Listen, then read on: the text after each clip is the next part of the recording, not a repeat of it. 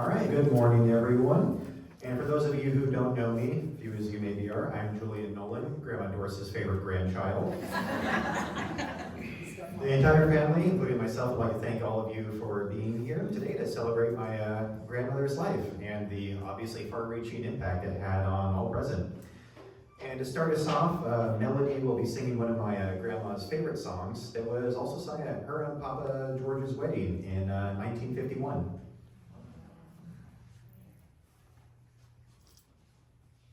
She's coming.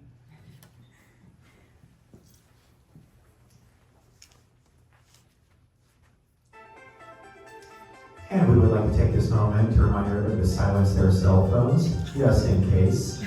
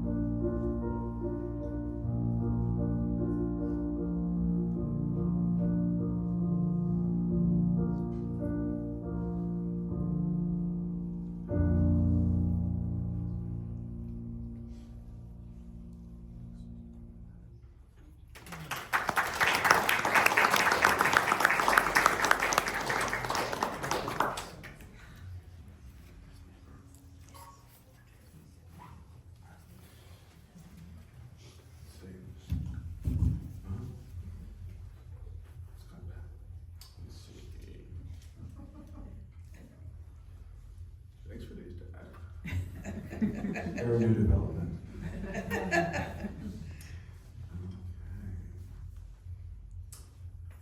First of all, thank you so much to Melody. That was really wonderful. So, to our family, friends, and our wonderful singer, it's an honor to be here with this wonderful group of people gathered here today to say a final goodbye.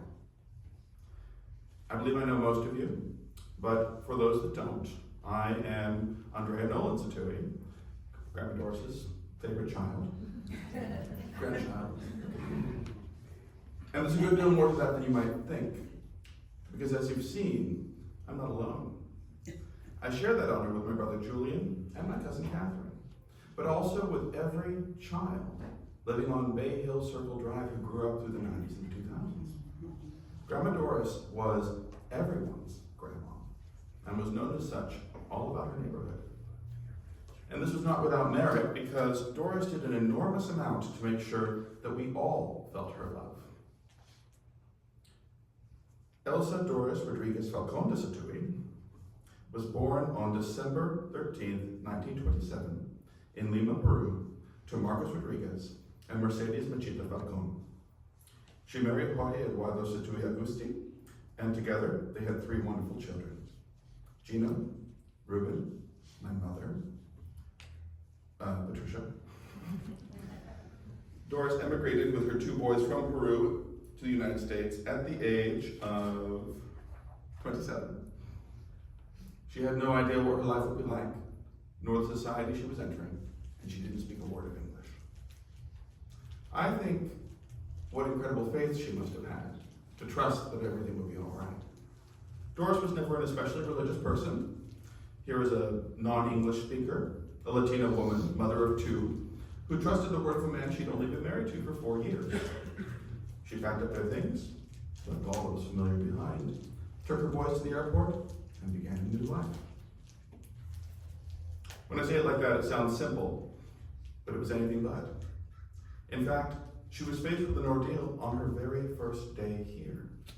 When Doris arrived in San Francisco with her boys, she had no money, and quickly learned that for whatever reason, George had not come to pick her up.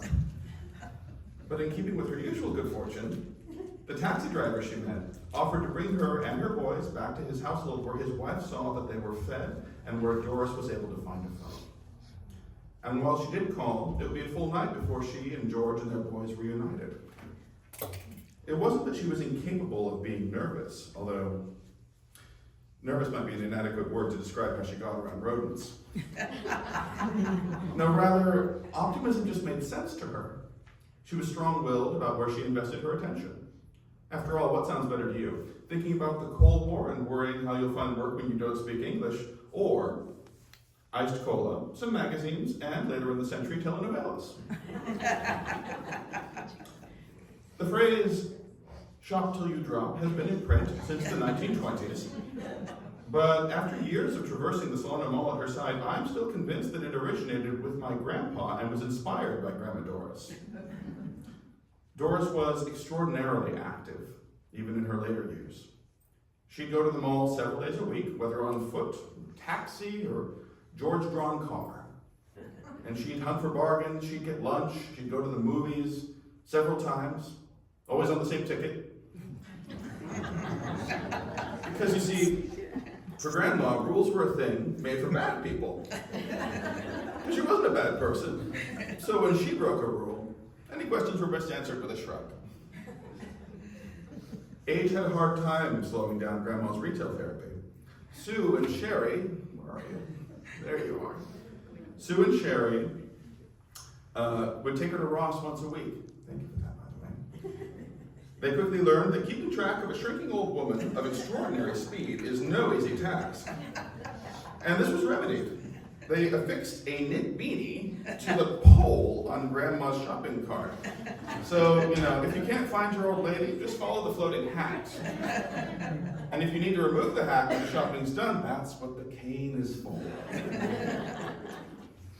So among Latinos in the United States, we Peruvians are an odd bunch. No one ever quite knows what to make of us.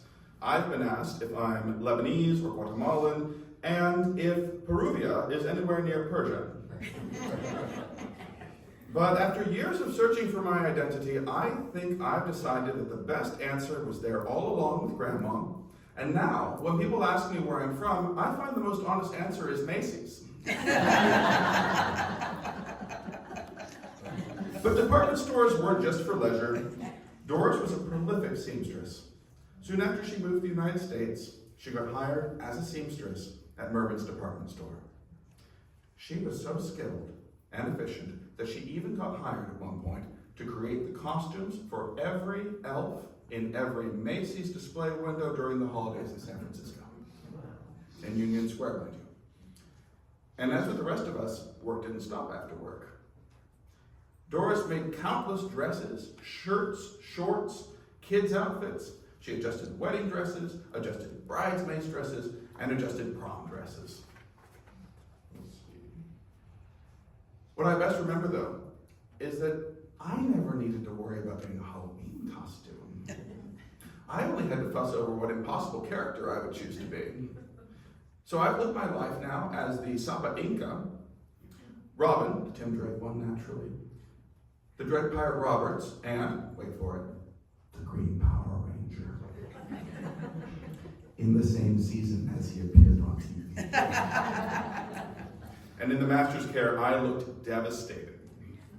And let me tell you, she did not find that pattern online. In fact, I no longer dress up for Halloween because seriously, without Grandma Doris, how can you top that? Doris was the master bargain hunter. She not only understood what things cost, she knew what they were worth. Once when we were in Miraflores and a taxi driver tried to raise the price on a ride from $1.25 to $1.50, Grandma made that famous, Latina noise. Waved her hand and declared, "Este loco," and waved him on. Now, I was confused by that because, it's pocket change. And it may only have been a 17% increase, but Grandma knew we could get better elsewhere. And she was right. 7 minutes and 2 taxi drivers later, we scored the same ride for just a little over $1. Like most children growing up, I thought that Santa was my parents. But I was 2 weeks ago years old when I learned it had in fact been Grandma and her elf chauffeur Papa all along. I recall it like it was yesterday. Does anyone remember Michael Keaton as Batman? Yeah. And you probably know that Batman has probably served for the better part of a century to drive the fortunes of Kenner and other toy companies. Action figures and the lot. Well, so there was this car, and it came with a little Michael Keaton action figure with him as Bruce Wayne. Bruce Wayne, mind you, not Batman. You can't get it anywhere else. And the car's side would open up, and it had like a missile launcher that you could lose, and you could fire it, and the top opened up, so you could put Michael Keaton Wayne inside, and it was awesome. So Christmas came around, and thanks to my shopping adventures with Grandma, I already had success in obtaining basically one of the largest collection of Batman toys of anyone I knew. And if I'm being honest, I didn't know what I wanted for Christmas, but I knew that Santa, Christmas, comes but once a year. And I didn't want to waste the opportunity, so I figured it was a good time to collect the custom, as it were. And Grandma Santa, she didn't disappoint. Christmas Day, I rushed down. I grabbed the enormous new box on the coffee table next to the half-eaten cookie, that theatrical bit, and I unwaited to unwrap my bounty. Grandma and Grandpa, however, completely blew me away, because inside there was a toy I didn't even know existed. They didn't even have it in the ads. A Batmobile. It's got breakaway sides, so you can turn the middle piece into a rocket. And I was just in awe. For a moment, I even considered believing in Santa again, but instead, I extracted 2 very important Grandma Doris lessons. First, nothing is unobtainable. And second, there's no reason in life to settle for things. And there's a corollary to that. And I also wrote this to her. Take joy in simple things. As a child in summertime, I spent the night nearly every Friday at the Sattui house. And every Saturday, she would take Catherine and me for a picnic. And we'd walk along the creek, leading to the canal, He had towels in hand, the weather mild, with a basket full of cold chicken, French bread, and Coca-Cola. And while Catherine and I would, argue for the sake of it, Grandma would sit there with her magazine and her Safeway Select Coke, pulling off that miracle for the last 30 years I've never been able to pull off as well. The art of chilling out. In her company, such moments had great stillness and great peace. I remember those picnics remarkably well. I remember the cold chicken, and I remember the French bread, and I remember the quiet of the wind through the trees and the breeze in my face. Now, how often do you pause and notice what the wind is doing to your face? It's hard to tell unless you slow down. And regardless of whether or not she knew what the wind was doing, she knew how to rest, and she knew how to be.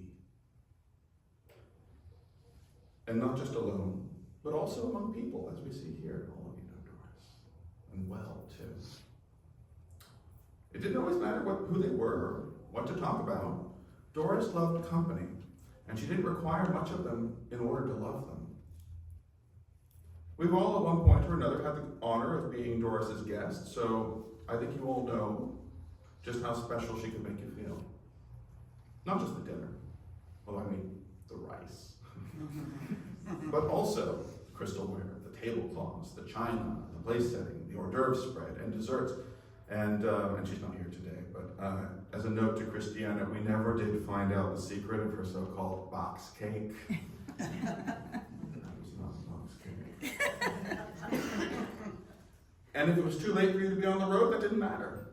Because at the Sattuis, there was always an extra bed, because Doris understood hospitality. The Sattuis had really hundreds of guests from Peru, from Venezuela, from Texas, from Italy, from Spain, and all over California. And I'm sure that each and every one of us walked away happier than when we first walked in. It was never a matter of question as to whether or not someone was welcome. It was just a question of how many we needed to prepare for. Entertaining is a fine art. One my parents have actually mastered, and sort of heirs to Grandma's legacy of hospitality. And thanks to Doris, the Sattuis were maestros. Before he passed, my papa told me to focus on things in the here and now, which I think I often need a reminder to do. Here, now, on this earth, he said. Now, all these years later, I not only understood what he meant, but I've had my grandma to help finish the lesson. There's no end to what we owe this lovely woman. The other day, while taking kindergartners to the library, I saw a storybook she used to read me and immediately heard her voice, her little sing-song accent. The book, which maybe many of you have heard of this book because of her accent, was called A Porcupine Named Fluffy.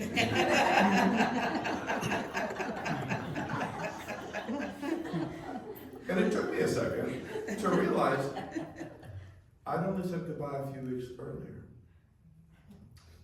And despite that, I realized she didn't feel any less present because she'd left so much of herself in each of us. Not just my flesh and blood, although this is the stuff that ancestors are made of, but in spirit. So thank you, Grandma Doris. I know we'll all miss you, but you're here with us as long as we live.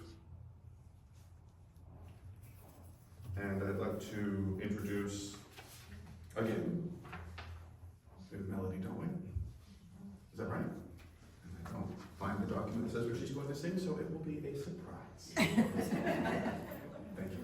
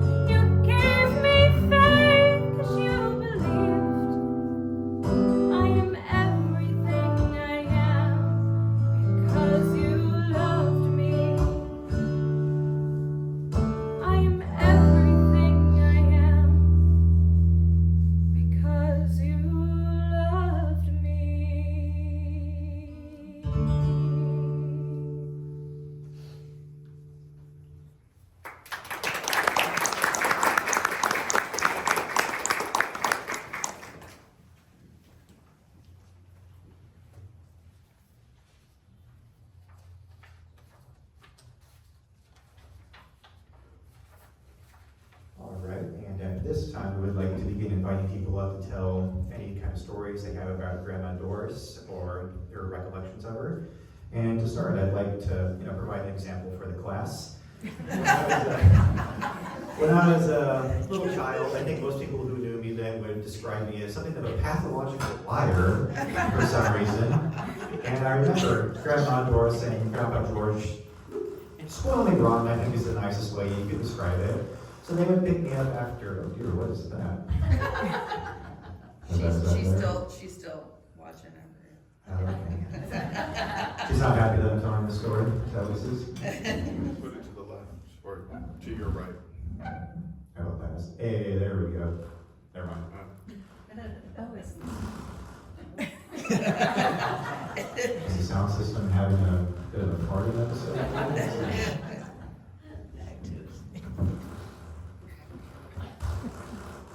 That makes it worse. Interesting. How about that? okay. That's better. Are we all agree that's good to go, or do we want to figure that out? It's like the radio. All right. Well, anyway, so they would always pick me up after school, take me home, and they would always have treats or something along those lines for me. And I will always remember this particular instance because it was one of the few times I made them genuinely angry at me. Being somewhat of a pathological liar and storyteller, I began telling them about how my brother got stung by a wasp and had to go to the hospital. And naturally, they were like, "Oh my God, we got to turn the car around. We need to go to the hospital." And at this point, you think most sensible kids would fold and be like, "We don't need to go to the hospital." But since young Julian had a room temperature IQ, he doubled down on the story and started telling them about how, don't worry, he cut the wasp in half with his wooden sword. A wooden sword that was about this thick, so master swordsman right there. And I distinctly remember, because Grandpa George always never called me by my name. It was always Cheeseball or Monkey or other nicknames like that. I remember him going, "Julian, you don't joke about those kinds of things. What were you thinking?" And Grandma, rather than going, "George, stop yelling at him," she was like, "Julian, you cannot lie about that sort of stuff." And I had the kicked puppy look in the back of the car like, "What did I do wrong?" It's like, I wonder, young Julian. Of course, I still got my Burger King and we went home and had a good time anyway. So, out of all the good memories I have of them, the countless years, it's those instances where they combine very important life lessons with still spoiling me rotten all the time. And I think that'll be next. I think maybe Sue Bissum with the Laura delivery story. Allergies, my apologies. I see the mic. Laura delivery story.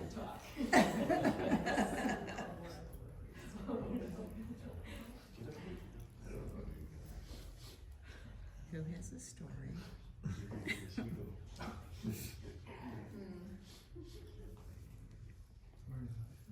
I mean, we gotta have someone, right? You don't want me getting back up there. I was looking for Diane, That's what I'm not sure she's here. the dish towel story. That's what I was thinking too, and I don't know it well enough. I don't tell it. Okay, I'll tell it from here. So, our house, we lived in a tract neighborhood, and all the houses had 3 or 4 or 5 kids, and all about the same age. And Darla, you guys lived right around the corner, and everybody used to play outside, and every door was open. My mom's house, the front door was always open, and kids running in and out, doing whatever. And you walk through that door, and it didn't matter that you were not my mom's kid. You were treated like you were one of her kids, meaning the disciplinary and the good stuff and the feeding you. You're hungry, she's gonna feed you, there's always place. And my friend, Darla, Jan, and Diane, and I we were always together.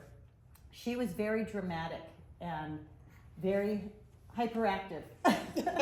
And she always was gonna, at 12 years old, I'm gonna be a movie star, Doris.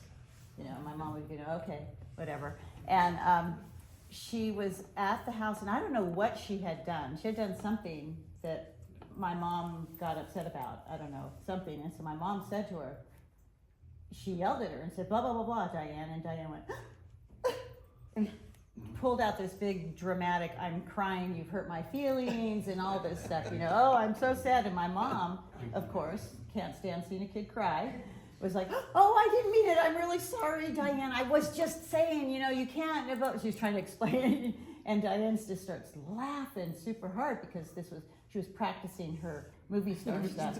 So she starts laughing hysterically because my mom's really feeling bad about what she said to her. And my mom goes, what?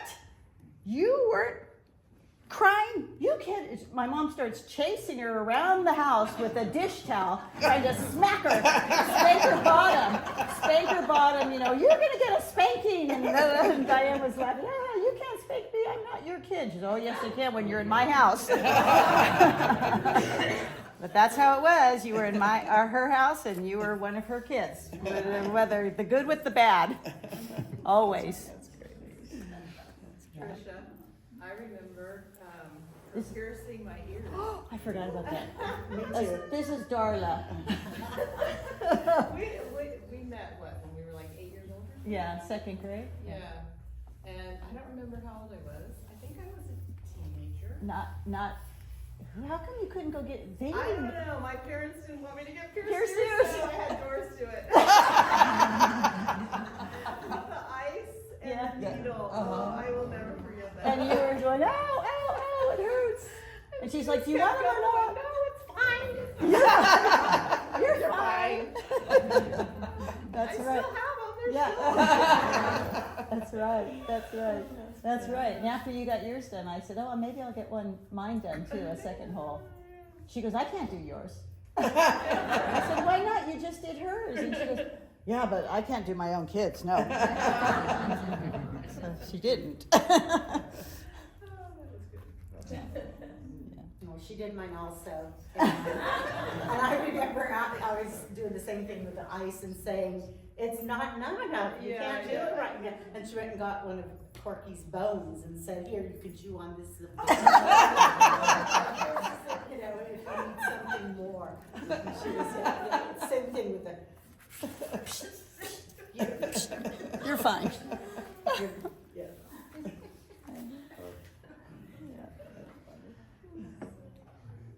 Sue, she said she wanted you to do a Neil Diamond song.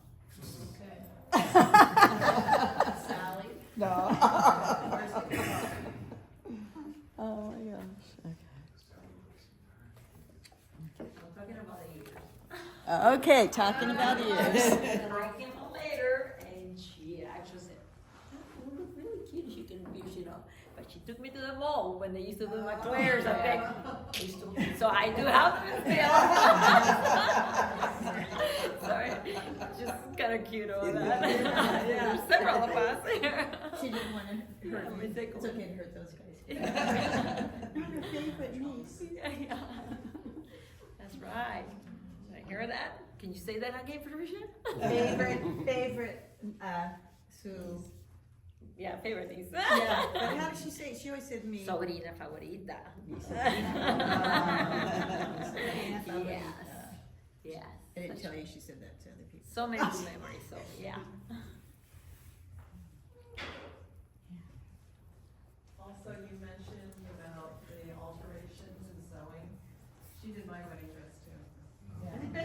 She altered mine so I could wear my mom's.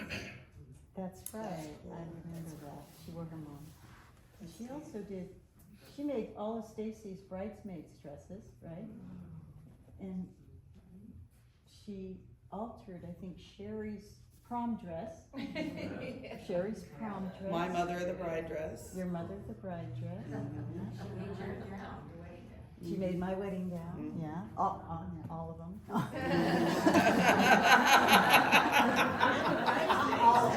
Oh yeah, she made my bridesmaids too, because you were one of my bridesmaids, yes. No, she had her hand in a lot of those. Trisha, what I remember, like 4th or 5th grade, a new design of dress came out, the Sizzler. Do you remember that? It was like a mini dress and it flared, and you would have like matching, she'd make the matching panties to go with it in case it went up. And you had one in every color, you know? You couldn't just have one. No, yeah, it was like hot pants. We each had one, but you had 7. I'm sure that's true. I don't remember it, but I'm sure it's true. Yeah. There's something.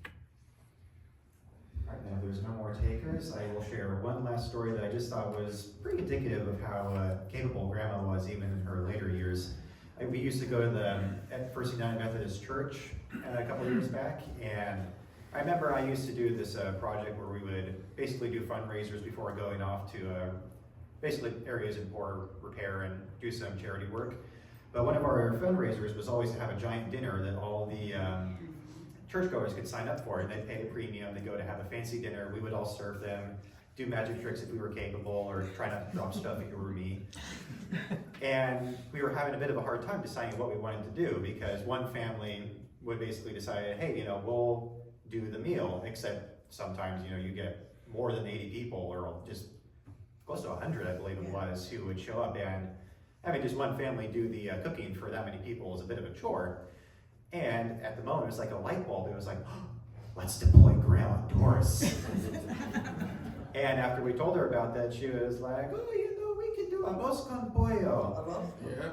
And sure enough, for almost 100 people, we had a whole bevy of dishes of arroz con pollo. And I distinctly remember one of the families donated the kitchen.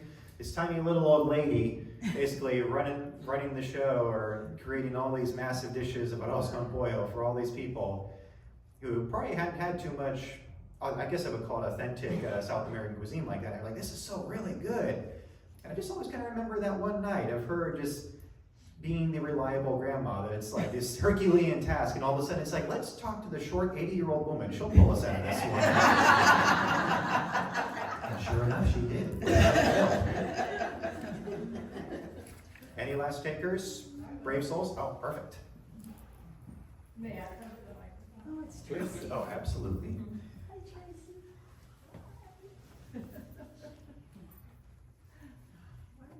Good. Well, my husband is part of the family, so I get to be with him here today. You know, we met Doris once, and the second time, but the first time, we've been visiting Matt and Patricia, and she drove us over to Doris's home to introduce us. And you know, she did what people have described. She had a beautiful dinner or luncheon prepared and so on. And I just remember how gracious she was. My mother was like that, and very gracious and welcoming to people, always providing more food than you can eat. And so I really appreciated her. I noticed that she had this lovely Yadro collection throughout the home, right? And most importantly, the fig trees in the back, because I got to take home my favorite fruit, figs. It was wonderful. And then again, when we were evacuated from Occidental during the 2017 fires, and went to Matt and Patricia's home, and Doris was there. And so it was just a lovely opportunity to get to know her better. And so I really appreciate that. Really appreciate She loved Halo. Yes, indeed. We have Our little pictures. dog. Anyway, blessed. Thanks, Thank you. Thank you, Tracy. Sure. Tricia, Diane of the dish towel story just came in. Oh my gosh. Diane, come on up to the front, we've already been talking about you. We promise you're not in trouble. This is a good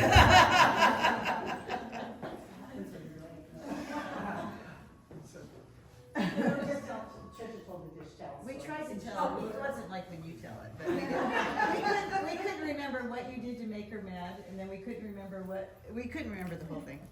I'm sure I was teasing her about her accent. Oh. Oh, that is a root for many stories, isn't it? I don't know how we forgot that. Yeah. What did you used to tease her about? What did you always tease her about? Because Corky the dog was running around in circles, and she kept going, the dog, it's bird sick, it's bird sick. And she tried to say berserk.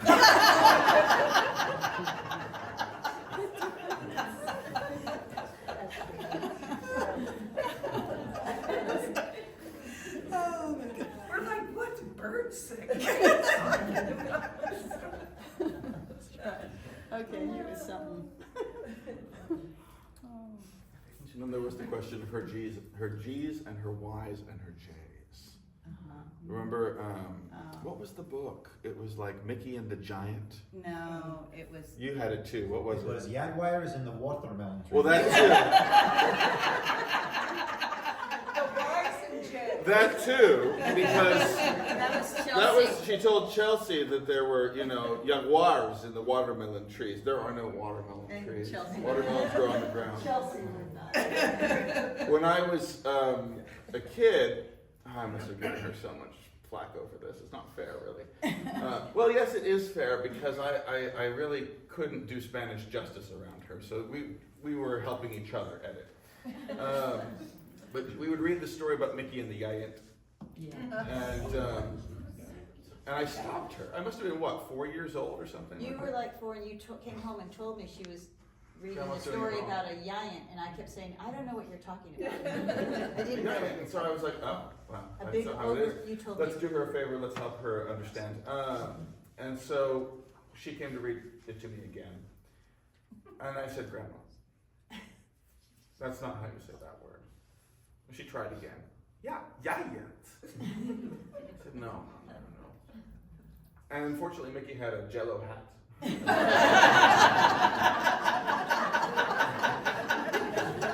This made things worse. I said, okay, let's give it a go. Always the director. And so she gives it her best shot. I didn't let her off the hook. I said, listen, Grandma, how about this? You're going to read me the story. And every time we come to either something Jello or the giant, you point, I'll say the word. And it continued like that for every time we read 20 it. years. Until 6 months ago. Yeah, that's right. And now I can't do my Elvis.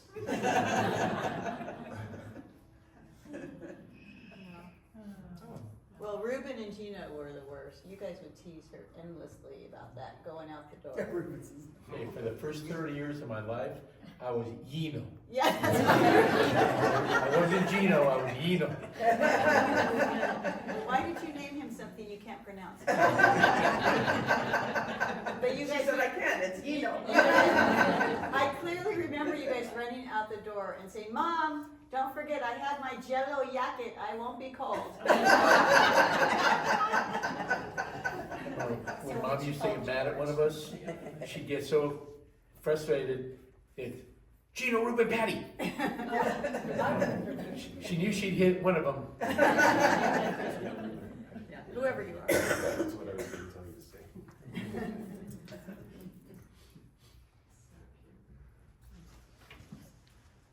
Last call for alcohol.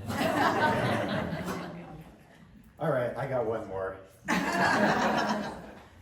So I think probably one of the things about Grandma, we spoke to her resilience. It was also her ability to just conquer her fears by just pretending something wasn't what it actually was. We used to have some guinea pigs for a couple of years. And guinea pigs are pretty cute, but they also eat them in South America. And I'm sure some people know that Grandma Doris was not fond of rodents. In fact, she was about deathly terrified of rodents. Guinea pigs are pretty rodent-like. And she would always come over, she would walk in, the guinea pig would start going, wee, wee, wee, and she'd be like, oh, look at that. I cannot look at it. And then one day she decided, oh, look at the cute little bunny. And from then on, the guinea pigs were bunnies and everything was okay. She was feeding it. Yep. They were just bunnies. She changed their names. to Mom, bunnies. tell them about the actual bunny. In fact, Gino's here. No, that's so- Ruben's Oh, story. is it Ruben's story? Yeah, it's Ruben's story. Ruben. Oh, Jack Rabbit. Oh, the rabbit. Ruben's story, not mine. We were young, and we used to go to the golf course and find old golf courses that would hit out of bounds, and we would sell them back to the golfers. One day we were looking for golf balls. I found a jackrabbit that was this big, would fit in the palm of my hand, little tiny buck teeth. I put them in my pocket. We took them home. I go, Mom, look what we found. She goes, ew, what is that? Get it out of I here. thought it was a rodent.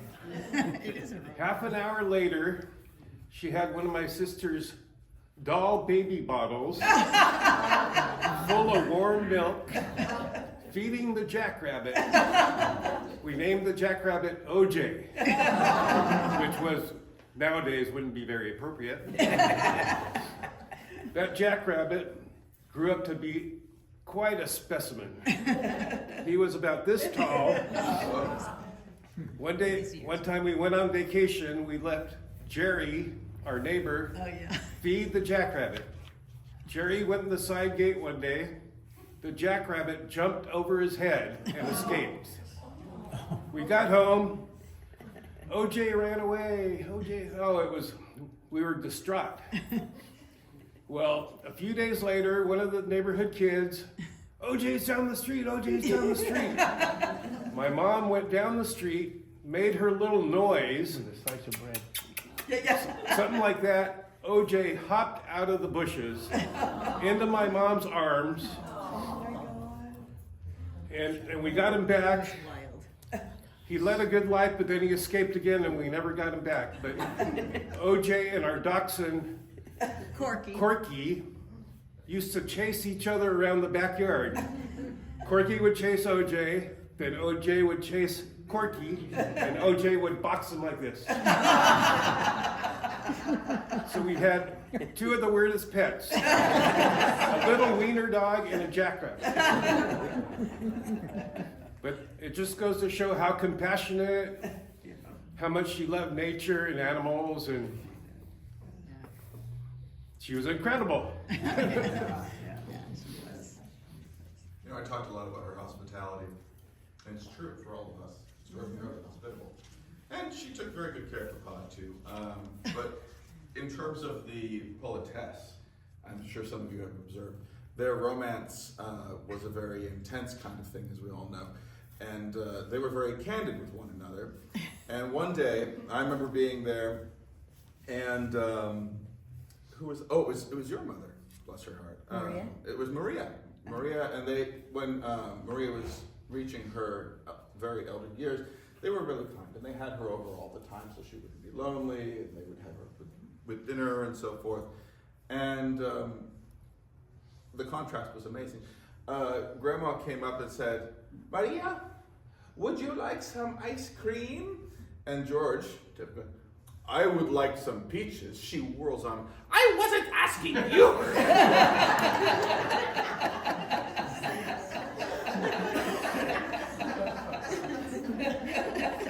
And those of you who remember George will remember that he was also, if he were here, there'd be a bajillion stories, because and they wouldn't all be true. Other name for my dad was that guy. So, I was there with my then partner, now one of my best friends, Christiana. Many of you have met Christiana. Christiana would be here today, but she wasn't feeling very well. She sends her condolences. And Christiana was used to people not getting her name right. Christiana. People, and most people do this. They go, oh, nice to meet you, Christian. And so we started calling her Christishnish. Well, I introduced her to Grandma, and I thought, oh, it's kind of like a Latin name. Maybe she'll get it.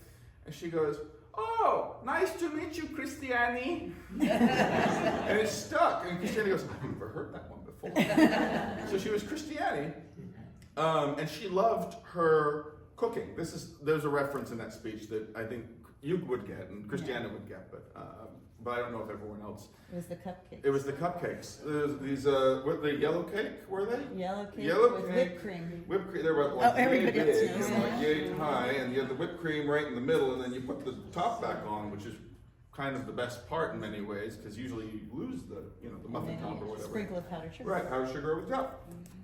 And they were always very moist, like very, very saturated, really wonderful. And whenever she'd go around the corner, Christiane would have to get the recipe.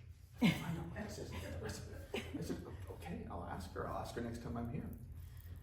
And And I go, Christiana worked for Kara's Cupcakes. she worked for Kara's Cupcakes. Right. When we got extras, we would stuff them in the freezer and eat them like popsicles. So she was cupcake aficionado, as it were. And I go back and I ask Grandma, I go, hey, so Christiani, really like those cupcakes. She goes, oh, that's nice. I said, yeah. I said, what do you do that makes them so lush and so sweet and perfect and everything? She goes, it's just a box cake. I go, okay, I'll take your word for it. She knows what she's doing. I don't bake. I cook, I don't bake. And so I go back to Christiana in San Francisco. And she said it was a box cake. And she goes, bullshit. So she goes to dinner, and they come to dinner like a couple weeks later. And Christiana's watching. And that was the week that she made another batch. And so out come the cupcakes. And everyone goes, wow, these are really, really good. And they go, how does she make this? And before anyone can say anything, Christiana goes, Grandma Doris is full of shit. Don't listen to her. And Grandma started laughing. She wouldn't stop laughing. It was great. So yeah, that's where the box cake. It is a box cake. Because cooking is not. It's a doctored box. Yeah, and cooking is not something that this is something I learned I from make her. It's them all not the something that time. you just recipes. It's Right. a little bit of this, a little bit of that. Oh, yeah. Yeah, it was this much of this much that. Yeah. Recipe. Yeah. Just a Remember dash. when she taught your mom to make rice? Oh, yeah. My mom always made the best rice, and Jessica's mom, Nedita, who I is make the second best, 'cause she- no, Julian does because she taught Julian. This is a We rice can have a cooker. cook-off. Nedita was my mom's niece, her sister's daughter, but her sister was super young when she had her. So my mom used to take her everywhere, like she was her own. And so Nedita would come and visit my mom in the States. And she was at her house in Fairfield one day. She says, okay, Tia, and Nedita makes rice all the time because that's a Peruvian staple, right? She says, my rice is never as good as yours. You need to tell me how you make the rice. Give me the recipe. My mom says, oh, I'll teach you how to make the rice.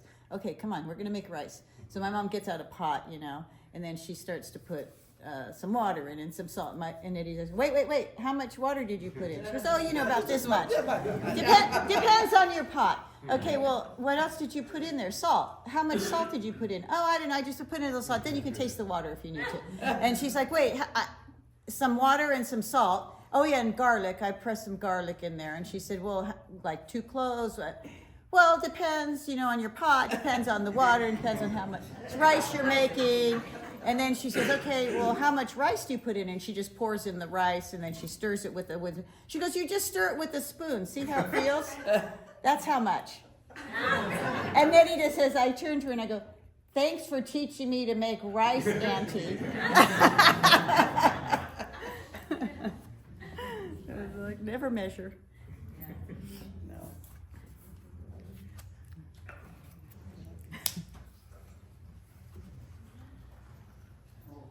Last chance. I'm out of story, sorry. All right, then in that case, on behalf of the Sattui Nolan family, we're incredibly appreciative that so many of you came out today from so many different corners of the world and California. If you want to be a little less dramatic.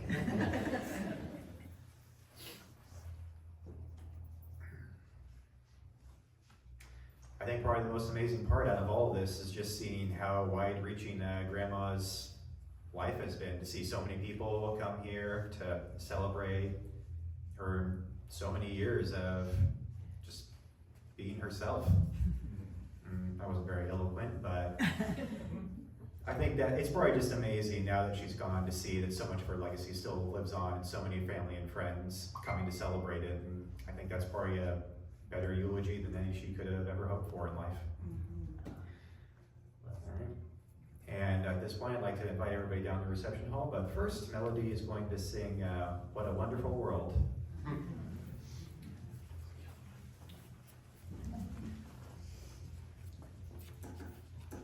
The This one's pretty well known. If you really want to sing along, thank you. I think it would be amazing.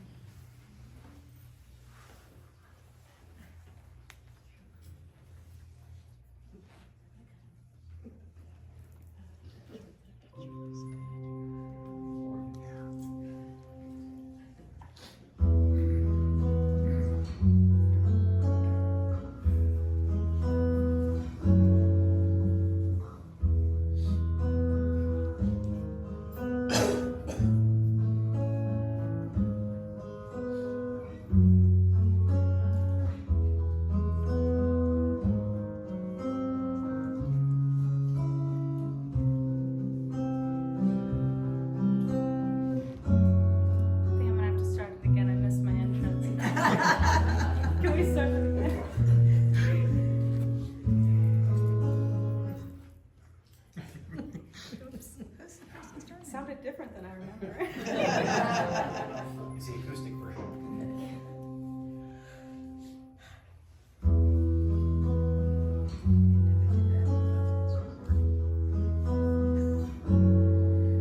I see trees of green, red roses too. I see 'em bloom for me and for you. And I think to myself, what a wonderful world.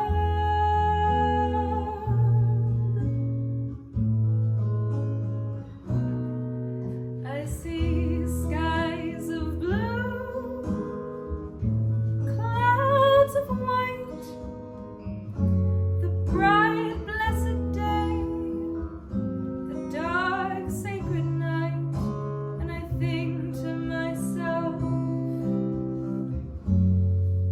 what a wonderful world.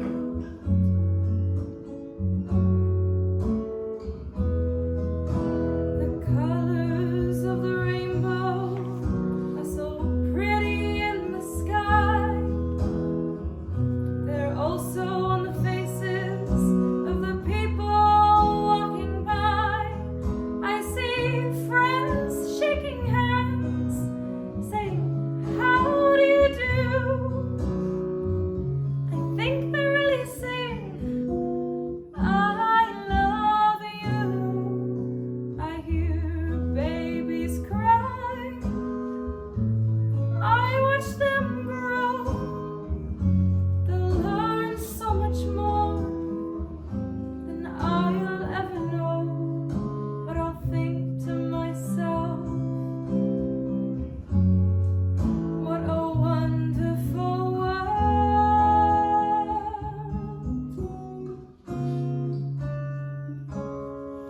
Yes, I'll think to myself,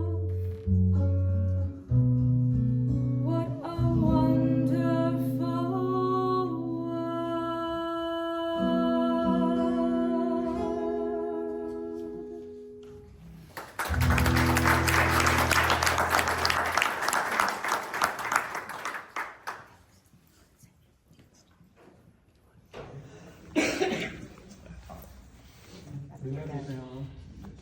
Love you, Grandma Doris.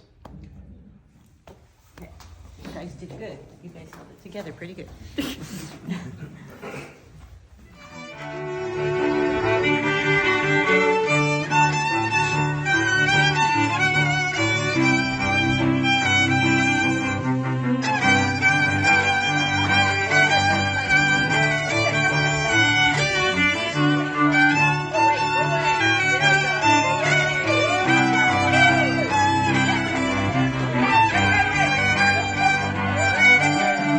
Wave.